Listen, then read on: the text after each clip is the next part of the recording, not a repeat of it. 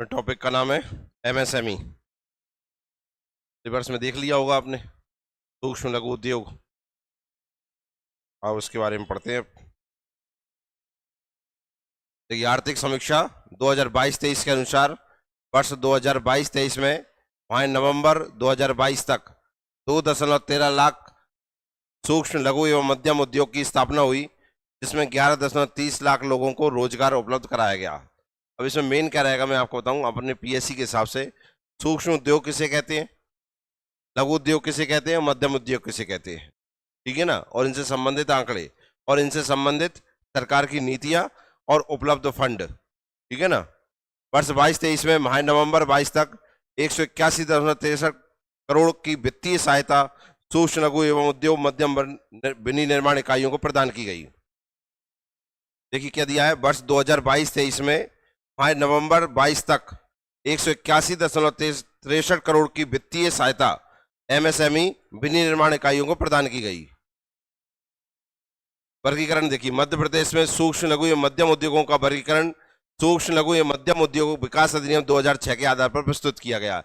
मतलब क्या हुआ, एमएसएमई, ठीक है ना। क्या सूक्ष्म लघु एवं मध्यम जो उद्योग हैं इन्हें 3 भागों में बांटा गया। 3 भाग कौन से हो गए, सूक्ष्म लघु एवं मध्यम। इन्हें बांटने का जो एक्ट है वो कौन सा है, इसमें नियम दिए उसके अनुसार बांटे हैं, ठीक है ना। तो ये आपको ध्यान में रखना है। क्लियर हुआ। वर्तमान में इन उद्योगों के नवीन वर्गीकरण को 1 जुलाई 2020 से लागू किया गया है। ये नवीन वर्गीकरण है। स्टार्ट कब से हुआ था, 2006 से। और नया वर्गीकरण कब से है, दोनों तारीखें याद रखनी पड़ेंगी आपको, ठीक है।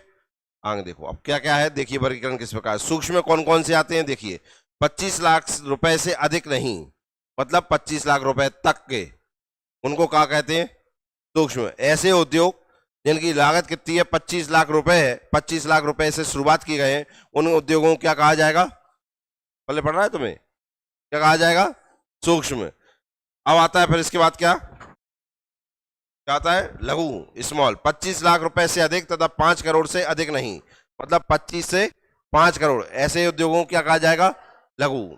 ऐसे व्यापार, ऐसी इंडस्ट्रीज जो 25 लाख से 5 करोड़ के बीच में है, उन्हें कहा जाता है लघु। पेपर में आपके लिए यही सबसे ज्यादा इंपॉर्टेंट है, ठीक है ना। फिर आता है मध्यम, मीडियम, 5 करोड़ से अधिक लेकिन 10 करोड़ से अधिक नहीं, ऐसे उद्योगों को क्या कहा जाएगा, मध्यम। तीनों याद हो गए। पहला कहां तक है, 25, दूसरा और तीसरा, क्लियर हो गया भाई। ये आपका कम से कम 1 नंबर पक्का है, ठीक है। आगे देखो, नवीन वर्गीकरण 1 जुलाई 2020 से लागू।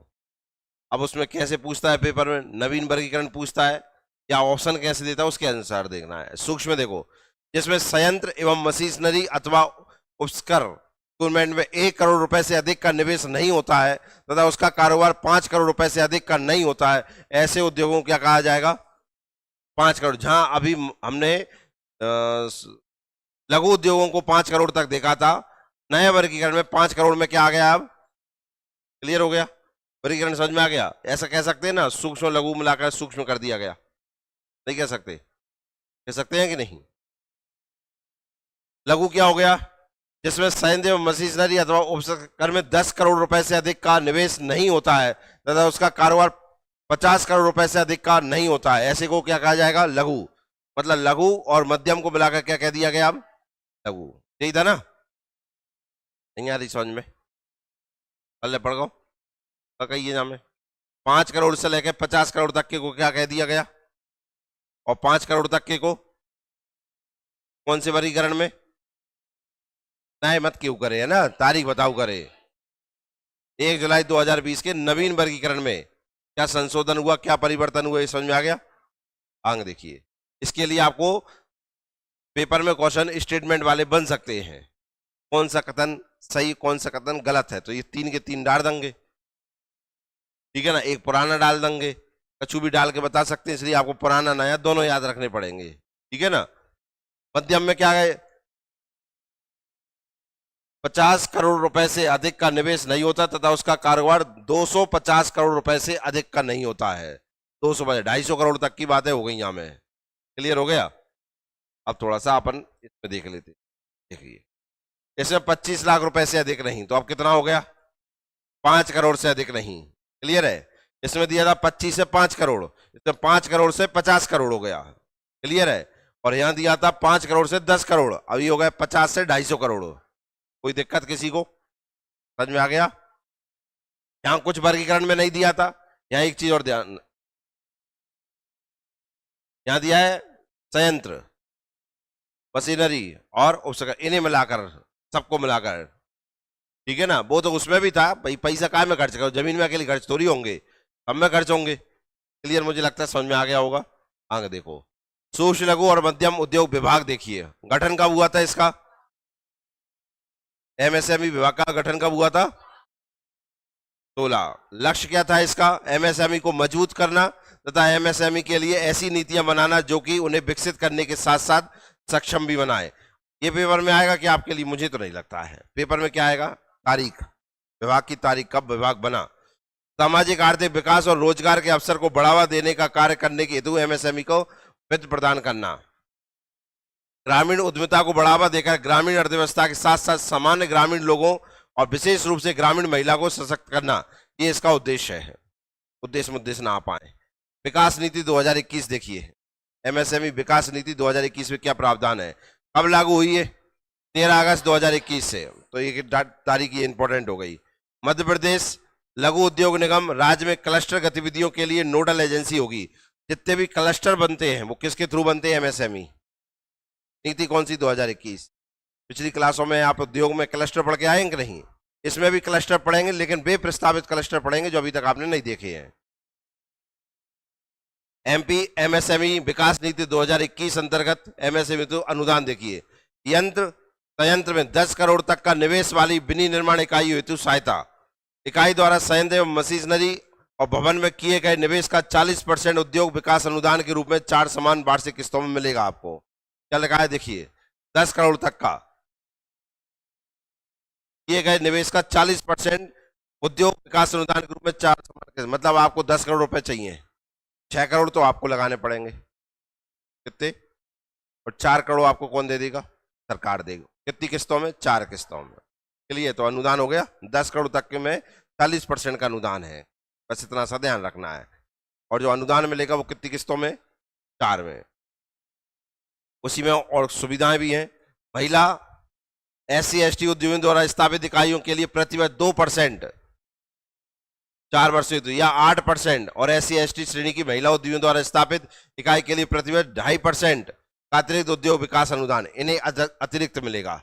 सबके लिए 40 है, या इनके लिए कितना आ रहा है? 2% से लेकर 8% तक का आ रहा है। क्लियर हो गया? ठीक है ना? इसके लिए भी काय में पूछ सकता है, वो केवल कथन में आपके लिए क्वेश्चन आ सकता है। बस कथन आते हैं तो ये लिखा आ सकता है। निर्यातक इकाई को 12% था अतिरिक्त उद्योग विकास अनुदान। पेटेंट, पेटेंट जानो? पेटेंट जान तो जो आविष्कार करते हो अपने नाम कराते हैं, पेटेंट। दूसरा, IPR पंजीयन हेतु 5 लाख रुपए तक की सहायता मिलेगी। अगर कोई पेटेंट कोई खोज कर रखी है आपने, उसका पेटेंट लेना चाहते हैं तो पैसा खर्च होते हैं, सरकार उसमें कितने तक की सहायता कर सकती है आपकी? 5 लाख रुपए तक की सहायता कर। क्लियर हो गया? समझ में आ गया? 10 करोड़ रुपए तक के यंत्र और तंत्र में आ गए ये सब। ठीक है? औद्योगिक परिसर तक अधोसंरचना विकास हेतु अधिकतम 25 लाख रुपए तक की सहायता है। काय के लिए? पढ़ लीजिए, काय के लिए? अगर कोई उद्योग लगाना चाहते हो, उसका कोई अधोसंरचना खड़ा करना चाहते हो, ये सब खड़ा करते हैं ना, इसमें सरकार कितना सहायता दे सकती है आपको? 25 लाख। क्लियर हो गया? क्यों? हाँ, देखो 10 करोड़ तक का तो क्या था वो? संयंत्र था, और यंत्र थे, यंत्र मतलब मशीनरी हो गई, पूरा प्लांट लगाना हो गया। लेकिन ये इंफ्रास्ट्रक्चर खड़ा करोगे, इसके लिए कितने रुपए दे सकती है सरकार? 25 लाख। कोई दिक्कत? आगे देखो, औद्योगिक कचरे से होने वाले प्रदूषण को कम करने के लिए ETP, क्या फुल फॉर्म में पढ़िए इसे? इन्फ्लुएंट ट्रीटमेंट प्लांट अपशिष्ट उपचार संयंत्र स्थापना हेतु अधिकतम 25 लाख रुपए तथा CETP common effluent treatment plant सार्वजनिक अपशिष्ट उपचार संयंत्र हेतु अधिकतम 1 करोड़ की सहायता लग है। अगर आपने उद्योग लगाया है, उद्योग में आप जानते हैं अपशिष्ट निकलता है कि नहीं? तो हाँ, उसका भी उपचार करना चाहते हैं, उपचार करेंगे तो सरकार आपको कितना दे सकती है? 25 लाख रुपए से 1 करोड़ तक की सहायता दे सकती है। क्लियर है? दो फुल फॉर्म है यहाँ पे, ये ध्यान रखना पड़ेगा, ETP और CETP। क्लियर है? इनका क्या फुल फॉर्म हो सकता है? इनमें से ये पूछ सकते हैं, ई का मतलब क्या है? अभी आपको याद रखना है। उद्योगों के लिए आपने सहायता देख ली कितनी मिल सकती है, क्यों सही यार। मशीनें लेनी है तो 40% का अनुदान है। बिल्डिंग खड़ी करनी है तो कितने दर का, 25 लाख रुपए का। और प्रदूषण को कम करना है या प्रदूषण हटाना है तो सरकार आपको 25 से 1 करोड़ रुपए तक की, उसमें महिला SC ST को 2% से लेकर 8% तक की सहायता अलग से दे सकती है। क्लियर हो गया। आओ 10 करोड़ से अधिक एवं 50 करोड़ तक का निवेश करने वाले आप विनिर्माण संयंत्र देखिए, अब इसमें कितने का अनुदान मिलेगा आपको, 40% तक का है और 7 किस्तों में मिलेगा ये। 10 करोड़ में 4 किस्तें थी और 50 करोड़ तक कितने की है, और अनुदान सेम है, कोई अंतर। क्लियर हो गया। आगे देखिए, पेटेंट IPR पंजीयन 5 लाख, वहां भी 5 थे यहां भी 5 है, तो कोई दिक्कत, नो दिक्कत। 3 करोड़, वहां 25 लाख थे, यहाँ कितने हैं, 3 करोड़ है। ETP स्थापना अधिकतम 1 करोड़ की सहायता है, वहां 25 से 1 करोड़ थी, यहाँ केवल 1 करोड़ की सहायता दे देंगे आपको। मुझे लगता है कंफ्यूजन नहीं हो रही होगी। निजी क्षेत्र में औद्योगिक क्षेत्र के विकास हेतु सहायता, ये तो हो गई सरकारी क्षेत्र, सरकार इंडस्ट्रियल एरिया देती है कि नहीं। अब मान के चलो घर की जमीन में ही लगाना है अपने, तो सरकार क्या करेगी, जैसे आपके घर की जमीन है उसमें कोई उद्योग खड़ा करना है तो सरकार की सहायता 10 एकड़ से कम क्षेत्रफल के औद्योगिक क्षेत्र या न्यूनतम 10,000 वर्ग फीट कारपेट क्षेत्र के बहुमंजिला औद्योगिक परिसर के विकास हेतु 250 लाख रुपए तक की सहायता दे सकती है सरकार। कितने तक की, क्लियर है। आप अपने घर 10,000 स्क्वायर फुट में कोई उद्योग लगाना चाहते हैं तो सरकार आपको इतने रुपए दे सकती है भाई, ठीक है ना, कोई दिक्कत है, समझ में आ गया। ध्यान रखना ये निजी क्षेत्र का है, अच्छे घर जाओ, नौकरी न लगे तो जो काम करो। 10 एकड़ या अधिक क्षेत्रफल के और पावरलूम, फार्मा व परिधान सेक्टर के लिए औद्योगिक क्षेत्र के विकास हेतु 500 लाख रुपए तक की सहायता है। अगर मान के चलो कोई ना कोई आप ऐसी इंडस्ट्रीज खोलना चाहते हैं जिसमें कपड़ा बनेगा, ठीक है ना, जो पहन रहे हैं ये कपड़ा बनाना चाहते हैं, तो सरकार आपको कितने रुपए देगी, 500 लाख रुपए। बेंगल के 500 लाख, कितने, 500 लाख रुपए, ठीक है ना, निजी क्षेत्र के लिए। पावरलूम क्षेत्र हेतु विशेष पैकेज, यंत्र संयंत्र में अधिकतम 10 करोड़ रुपए तक का निवेश।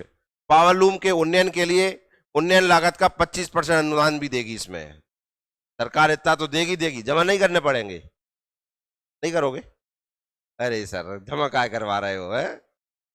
जमा नहीं करने पड़ेंगे, कितने, 25%, कितने, 25% का अनुदान दे देगी सरकार आपको, ज्यादा और कर दे यार सरकार। फार्मास्यूटिकल क्षेत्र हेतु विशेष पैकेज, GMP व US FDA प्रमाण पत्र प्राप्त करने हेतु किए गए व्यय का 50% अधिकतम 50 लाख रुपए की सहायता मिलेगी। आप जानते हैं ये फार्मा इंडस्ट्रीज हो गई, इनके लाइसेंस प्राप्त करना पड़ता है और लाइसेंस में बहुत रुपए लगता है। उस लाइसेंस में आपको सरकार कितनी मदद कर सकती है, 50% या अधिकतम 50 लाख रुपए की सहायता कर सकती है, ठीक है ना। जैसे आपने शहर में मेडिकल देखी है कि नहीं, हर कोई मेडिकल खोल लेता है क्या, फार्मा का वो चाहिए ना सर्टिफिकेट, चाहिए कि नहीं चाहिए, उसे बनवाने के लिए पैसा लगते हैं। जैसे है तो सही मार्कशीट आपके पास, लेकिन ये सर्टिफिकेट बनाने के लिए पैसा लगता है, तो इंडस्ट्री के लिए और ज्यादा पैसा लगता है, तो उसमें जो खर्च होता है उसका सरकार आपको कितना अनुदान दे सकती है, 50%, या रुपए हुए तो कितने से ज्यादा नहीं देगी, 50 लाख। परिधान, कपड़ा, टेक्सटाइल मिल, ठीक है ना, देखिए क्या होगा इसमें, यंत्र संयंत्र में 1 करोड़ से 10 करोड़ तक का निवेश वाली इकाई को 2500 रुपए प्रति माह प्रति व्यक्ति अनुदान, अधिकतम 5 लाख रुपए प्रति वर्ष 5 वर्षों के लिए।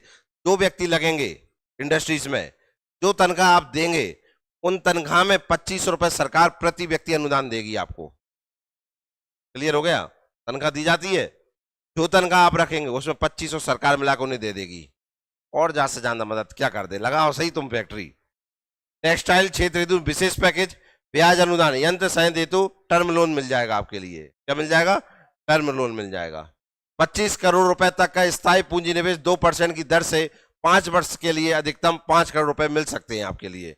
25 करोड़ से अधिक का स्थायी पूंजी निवेश 5% की दर से 5 वर्षों के लिए। नवीन कंपोजिट इकाई, 25 करोड़ से अधिक का स्थायी पूंजी निवेश 7% की, अब इन्हें मत करो याद, है ना, इन्हें फालतू का कुछ मतलब नहीं है। शुरू की जो चीज बताई है ना आपको, ये वाली परिधान के लिए हो गया, पावरलूम के लिए हो गया, फार्मा के लिए हो गया और निजी क्षेत्र के लिए हो गया, ये याद रखना है बस।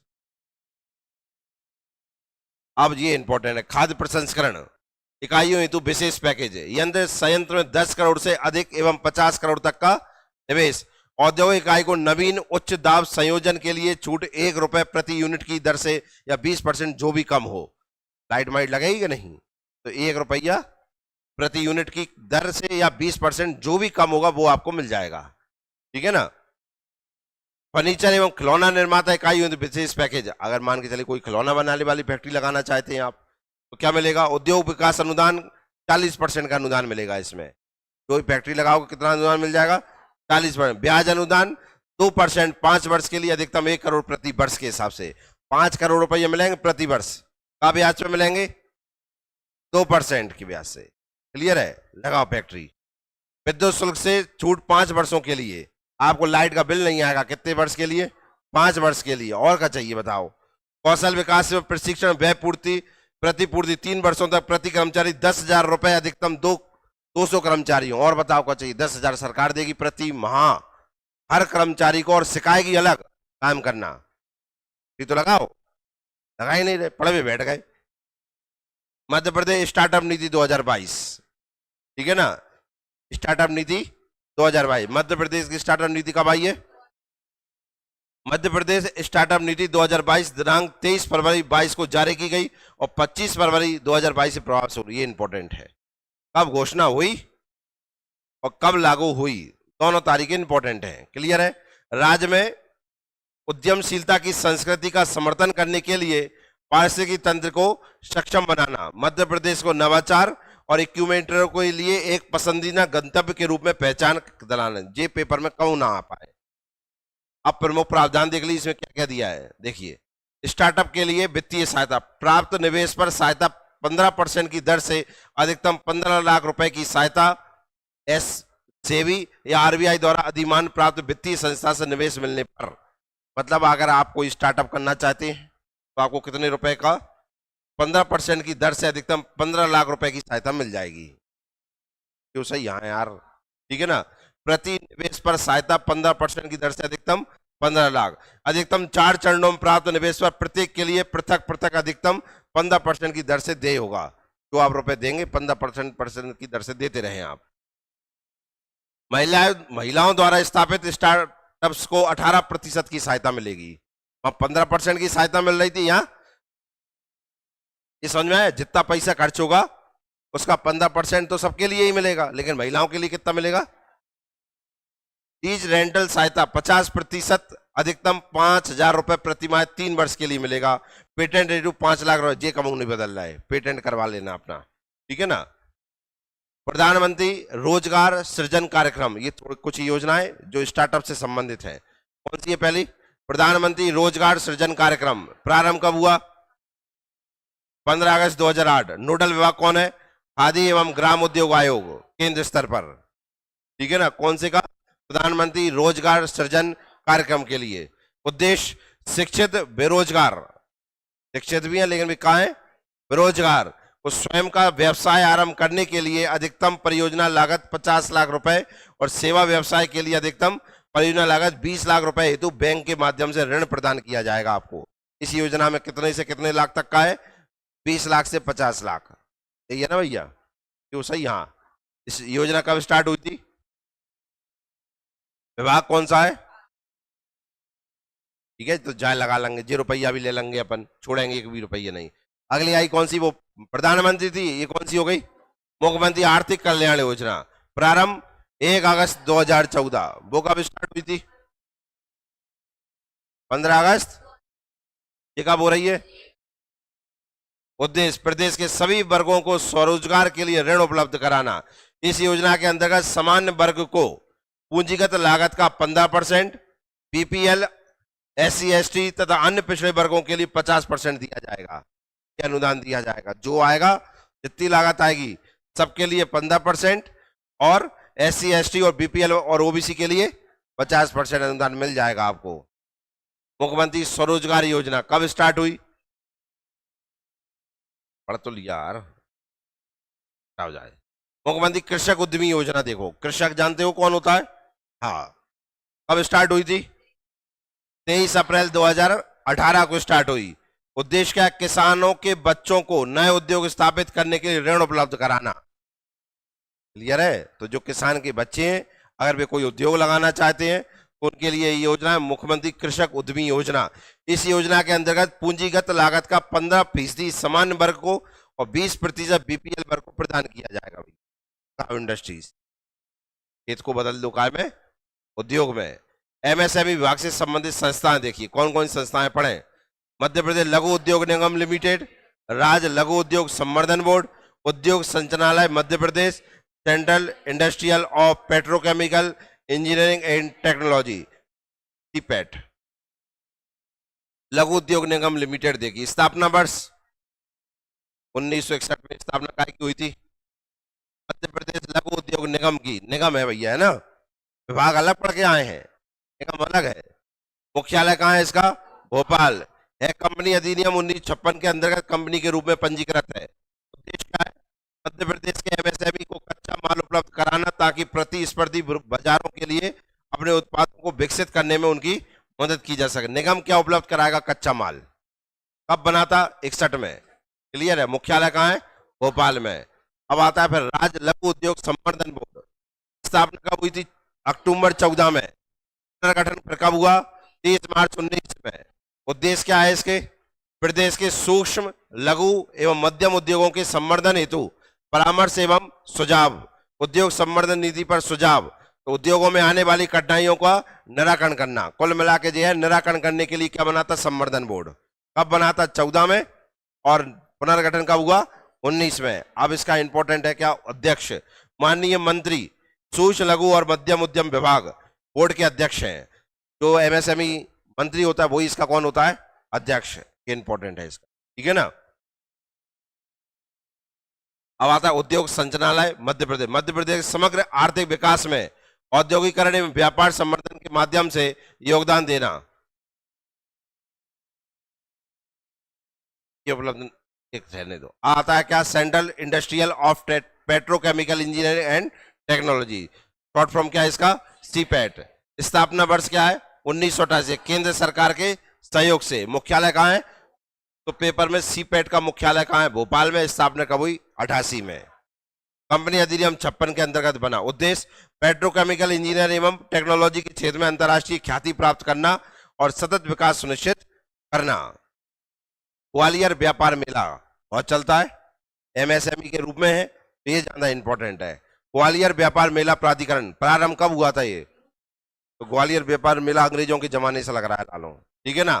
विधि और विधायी कार्य विभाग की अधिसूचना द्वारा 30 दिसंबर 1996 के द्वारा ग्वालियर व्यापार मेला के बेहतर प्रबंधन और नियंत्रण के लिए ग्वालियर व्यापार मेला प्राधिकरण अधिनियम 1996 प्रभावशील हुआ, प्रारंभ हुआ था। इसे और अच्छा करने के लिए इसी के नाम से एक्ट लेके आए। कब?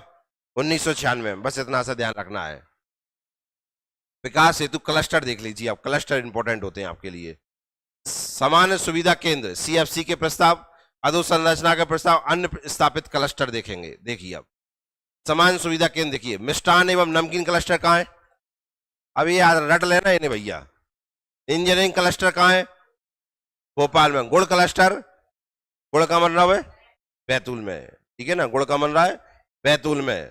अधोसंरचना के प्रस्ताव, एग्रो वेस्ट क्लस्टर कहाँ है? Sanabad Khargone. Food processing cluster Kachnaria Rajgarh. Electronic एवं मैकेनिकल क्लस्टर चोर डोंगरी बैतूल। और लाख क्लस्टर, लाख की सरकारी कारखाना कहाँ है और क्लस्टर कहाँ है? क्लियर है। अन्य स्थापित क्लस्टर देखिए, टेक्नोलॉजी सेंटर कहाँ है? लेदर, पढ़ तो लेन दो, leather incubation centre Dewas. Readymade garment and fashion design cluster, furniture cluster देख रहे हैं। अगला मां सैलपुत्री इंडस्ट्रियल एरिया पीलूखेड़ी कहाँ है? Green energy cluster Jalkua Khandwa. Textile cluster Burhanpur. और टॉय क्लस्टर रंगवासा इंदौर। अभी बता दिए, बहुत इंपॉर्टेंट, सबसे ज्यादा प्रश्न यहीं से मिलेंगे तुम्हें। स्वीकृति 23 क्लस्टर प्रक्रियाधीन है जिनमें कुछ निम्नानुसार है।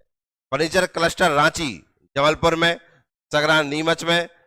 अब ये इतने पूछेंगे नहीं पूछेंगे, ठीक है। डायमंड क्लस्टर इंपॉर्टेंट है, कहाँ है? जनकपुर पन्ना, ठीक है ना। नवीन garment cluster Kudwari Jabalpur, wooden furniture cluster Kadai Betul. की चीजें कुछ ही याद नहीं करनी है। देखिए प्लास्टिक क्लस्टर कहां पर है? उज्जैन, ठीक है ना।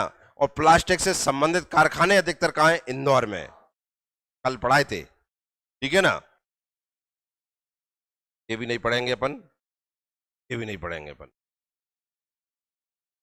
ये पढ़ लीजिए। पीतल शिल्प क्लस्टर कहां है? टीकंग।